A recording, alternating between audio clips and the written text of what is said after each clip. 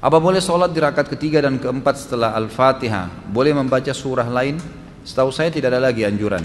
Nabi SAW di dalam hadis Bukhari dikatakan, sholat membaca surah hanya di rakaat 1 dan 2. Rakaat ketiga dan 4 hanya membaca Al-Fatihah.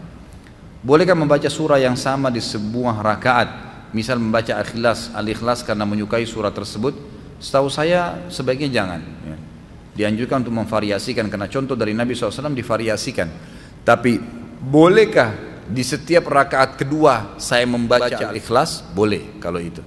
Karena ada pernah sahabat sering kali membaca di rakaat keduanya Al-Ikhlas. Rakaat pertama diacak sama dia. Lalu dilaporkanlah oleh makmum-makmumnya, ya Rasulullah, orang ini kalau sholat selalu di rakaat kedua Al-Ikhlas. Ditanya, kenapa kau baca itu? Tapi ini sholat yang berbeda ya. Jadi sholat subuh misalnya di rakaat kedua Al-Ikhlas, nanti sholat maghrib juga yang suara Al-Ikhlas, rakaat kedua Isya Al-Ikhlas, tapi rakaat pertama diacak sama dia.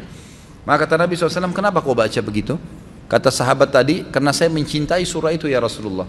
Kata Nabi SAW, tidak ada masalah, gitu kan? Jadi tidak ada masalah, karena dia suka membaca surah itu.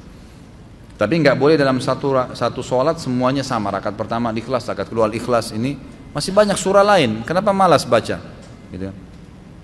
Bolehkah membaca 2 kali atau 3 kali dalam setiap rakaat? Misal setelah Al-Fatihah membaca Al-Ikhlas dan Al-Falaq. Boleh. Membaca dalam satu rakaat beberapa surah boleh. Nabi SAW contohkan itu.